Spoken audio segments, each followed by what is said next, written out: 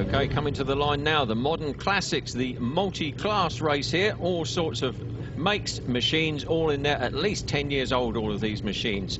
169, Robert Barton on a Suzuki 600 and shot there. Mark Dickey on an R6 Yamaha number 7. As we head on there, number 2, Joe Connolly on the fabulous Aprilia Mille 1000R, and 173, Robert Eagling on the GSXR 1000 Suzuki.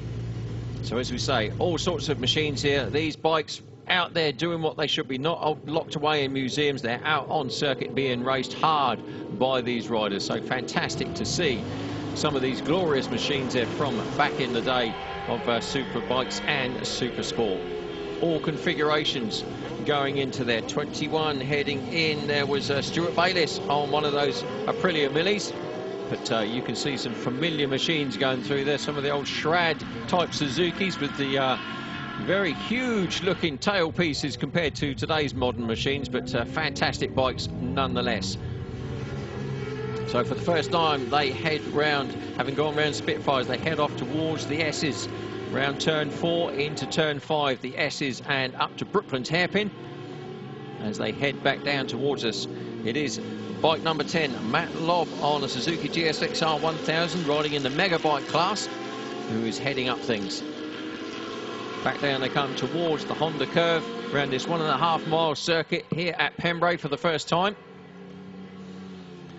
As the rest of the riders steam through, Stuart Bayliss in third on the Aprilia Mille, on the red machine you can see going through.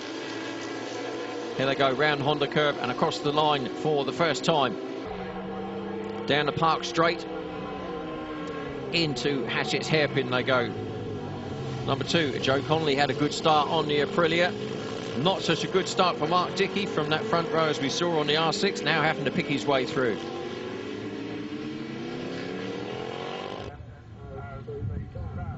Round the long left-handers up towards the S's, things getting tight at the front. But listen, in the background you can hear the machine noises. There's 4 cylinders out there, there's twin cylinder 1000s, there's 600s, there's everything out there all together, all having a fantastic race, but things getting tight at the front. Matt Lobb just heading off Joe Connolly. So you've got the 4-cylinder Suzuki and the twin-cylinder Aprilia Mille R, first and second. And they really are starting to move away from the rest of the pack now. As you can see, they're all coming through. 173 on screen. That is Robert Eagling on a GSXR 1000 Suzuki. But the front 2, look at the gap they pulled out already. Joe Connolly, nice and gentle as he tips it into Hatchett's Hairpin. 24 having a good ride. He's having a good start. Wayne Morris from Banbury on a ZX6 Kawasaki. Always was one of the fastest engines in any 600 machine, the Kawasaki. Oh, here we go. Massive, massive high side there for our man, just as we're talking about him. The number 24, Wayne Morris, goes down big style, but thankfully up on his feet and manages to get clear. But the machine needs to be rescued pretty soon. But, well, red flag, in fact, because that machine is in a dangerous position, as you can see. Here we go. Watch the green bike. The back end starts to go out, and that's it. There's no coming back from that one. So massively flipped over, and the bike actually kept going and followed Wayne down the circuit. But Wayne, thankfully, was clear of the rest of the bikes. But look at some of the evasive action having to have been taken by the riders, but thankfully nobody else being taken down. But he's back in the race. How about that? Wayne Morris back on the grid for the restart. What a leisurely start by some of the bikes there, has to be said, as they go in. But the front 2 still exactly the same as it was in the race, because we've got Matt Lobb, who is leading from Joe Connolly. So rewind to where we were before that red flag, and it's exactly the same position in 1 and 2. There we go. This was the infamous corner. That was the Debaney corner before they tip into the long turn and go up towards the S's. There we go, round the long sweeper, as you can see, into the S's and up round Brooklands. But 1 and 2, there they are again. Suzuki GSXR 1000, Aprilia Mille 1000, first and second. Look at that fantastic ZX7R Kawasaki going through, reminiscent of Akira Yanagawa back in the 80s and 90s on the Kawasaki World Superbike machine.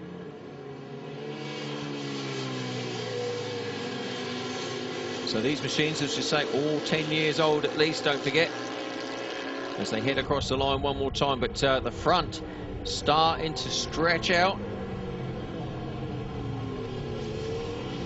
173 cuts down the inside there. Robert Eagling making up another position. So that Suzuki's 1000 of his working well. But the sounds here in this class, this is why it's one of the most popular classes, because of the sights and sounds of these machines going round. But number 10 this time, Matt Lobb, managing to stretch out a bit of a lead.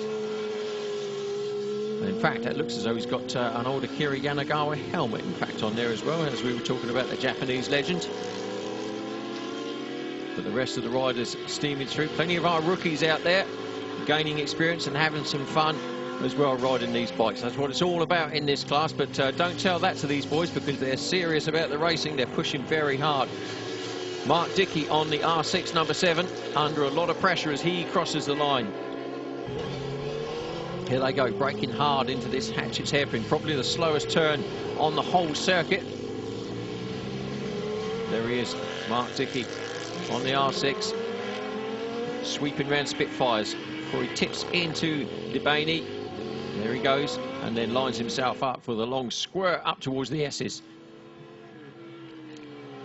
Our leader, making it look very easy at the front, Matt Lobb. Starting to get squirrely though is Mark Dickey. You can see there, because he's being pressed very, very hard by Stuart Bayliss on the big throbbing Aprilia 1000 Milli R. But the Suzuki at the front, making it look very simple at the moment. He takes the last lap flag, and it looks as though he's got enough of a gap, as long as nothing dramatic happens on this last lap, as he goes round Hatchett's for the last time. Good, solid ride for him. But look, all of a sudden now there's a change for second place, because all of a sudden, out of nowhere, we've got Stuart Bayliss has moved up in front of Joe Connolly. So the two Aprilias squabbling over things there. And the 21, Stuart Bayliss, with the number 21 Aprilia Milli. Well, somehow he made up a lot of ground on that last lap and just dived in on the inside of Hatchett's. But no mistakes at the front for our leader, who looks as though he's heading towards the race win, just as he has been through both of the two parts of this race, don't forget. Matt Lobb celebrates with, pops a little wheelie as he crosses the line and takes victory. Matt Lobb riding in the Megabike class, of course. But we're looking for second place. They go across the line. 69, the old James Whittam number. That is Larry Halliday on the Council Racing Aprilia from Norwich, as he crosses the line.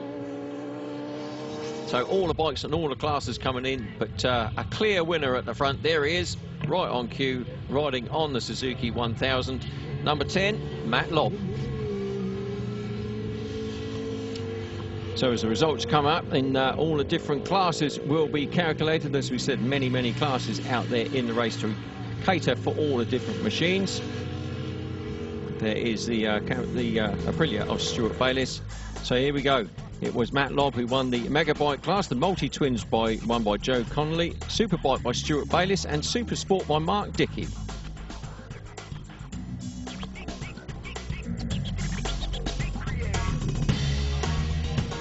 So that was a great result. Yeah, very pleased with the way it went. The bike's handling really well.